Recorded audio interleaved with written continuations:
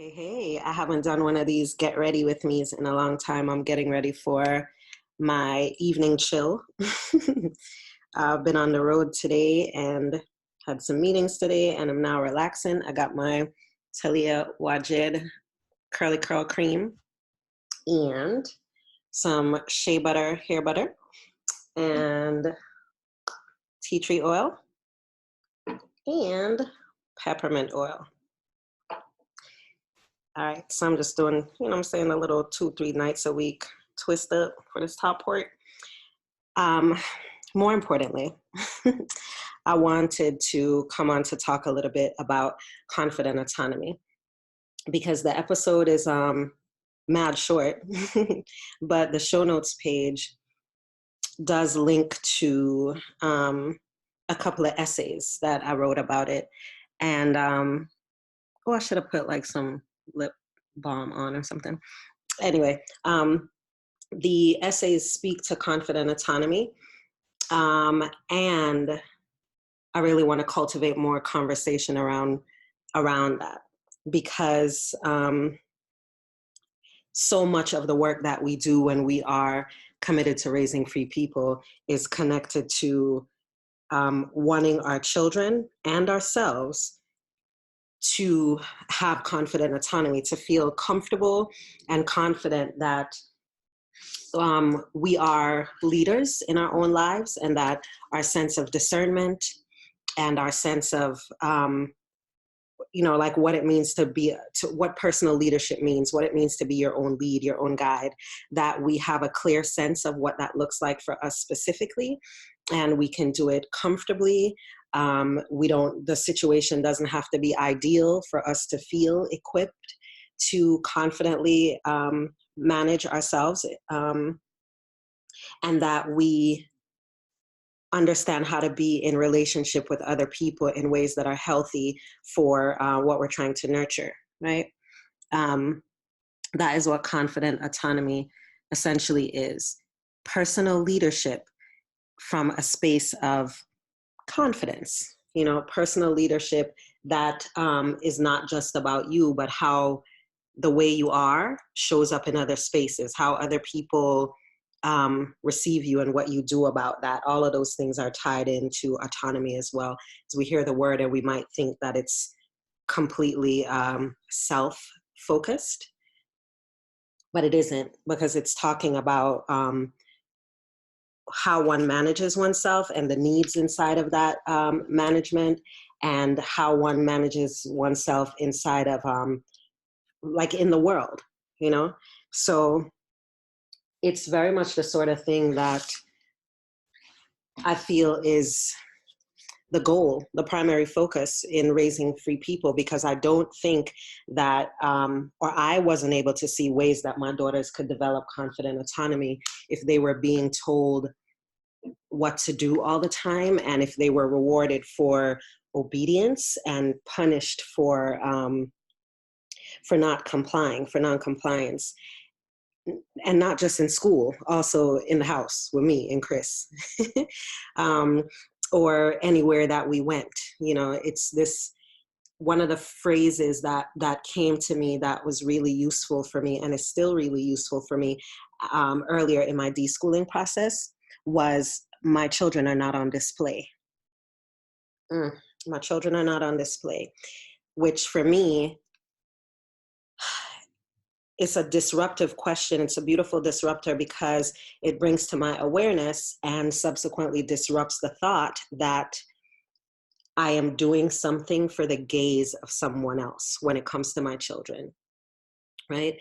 That, I use the example all the time about the times tables when the girls left school, and I was like, oh shit, they're not gonna know their times tables. Everybody gonna think they stupid. It was like such a focal point because I was so used to the idea that your children were supposed to be able to make other people comfortable with their existence. So if somebody asks my kid, oh, what are you learning, that they should be able to give an answer that would make that person feel like, oh, good, sounds like you are learning, like fit into their box. Whatever my kids were wearing was appropriate for the other adults in the space and me in terms of what would make us comfortable. Like a lot of the stuff was really about displays, you know. Oh, I wouldn't be comfortable with a child who spoke to people like that, or I wouldn't be comfortable with a child who wore that, or I wouldn't be comfortable with a child who didn't seem to have the same values or focal points that I think the other children around me have. A lot of it was not actually about my children, or even about learning, but was very much about the display, how they appeared, how they showed up, you know? So once I started reminding myself that my children are not on display, it allowed me to say, okay, with this thing that I'm addressing, this issue that I'm having with them, what is the primary problem with it for me? What's the actual problem? And what I found is that oftentimes the fucking problem was that I didn't like how other people, what I thought other people might think about the thing my child did, right? It wasn't actually about them most of the time. Sometimes it was, but honestly, most of the time it was not. It was about appearance. And so that started to shift things a lot, because then I was a lot more cognizant of the ways that I was really focusing on how other people viewed them, and subsequently forcing them to pay lots of attention to how other people view them, even more so than paying attention to how they themselves feel in an environment, you know, being able to feel it through, being able to develop that confident autonomy. You ain't developing no confident autonomy if all you're doing is performing for your parents, and your parents are giving you performance cues based on them performing for other people, you know? So that's what I realized. And then beautifully, a wonderful byproduct of that is that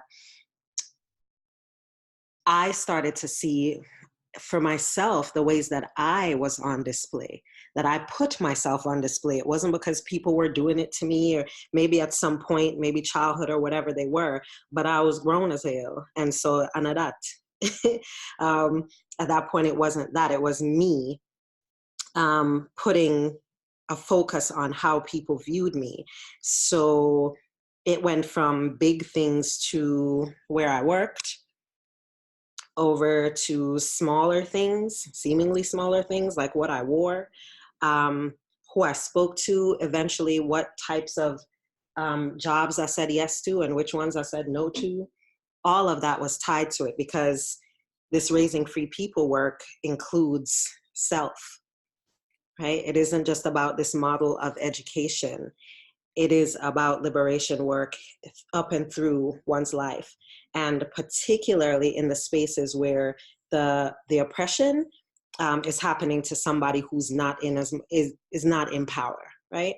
So I am in control of myself. So the things that I do to oppress myself, the ways that I put myself on display, that work needs to be done, and that's important. But oftentimes, working with our children, doing that sort of work with our children, makes it easier for us to see it. This is why when people say, you first have to do XYZ first before you can offer that to other people or offer it to your children, I don't believe that. That hasn't been true for me at all. There are quite a few things that I didn't get to. I didn't even know the shit was a problem, let alone work through it, until I started to see how the way I treated my children was focused on those things, like the example of what they wore, or whether they could recite the times tables or whatever. Realizing that for what it is, over time, eventually caused me to realize, oh, I'll do that same thing to myself. And then I could work on that. And then because I was working on it on myself, it made it even easier to recognize and to not do it sometimes when I was setting out to do it with Marley or Sage. So yeah, I wanted to share that. I hope that's useful. But and I said I wasn't going to edit this video, and I just sounded like, what's his name? Is it Samity Sam or maybe Daffy Duck? One of the people from Animaniacs. Are they even? Anyway, yeah, that's it. I wanted to share that with you. I wanted to do more of these get ready with me thingies and invite you to think through some of this stuff. apply it to your own life. Ask questions here, of course, that's always good.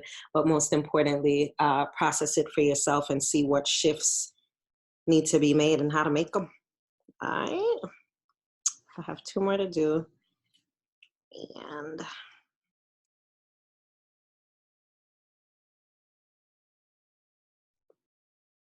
all right. Thanks for watching. Peace.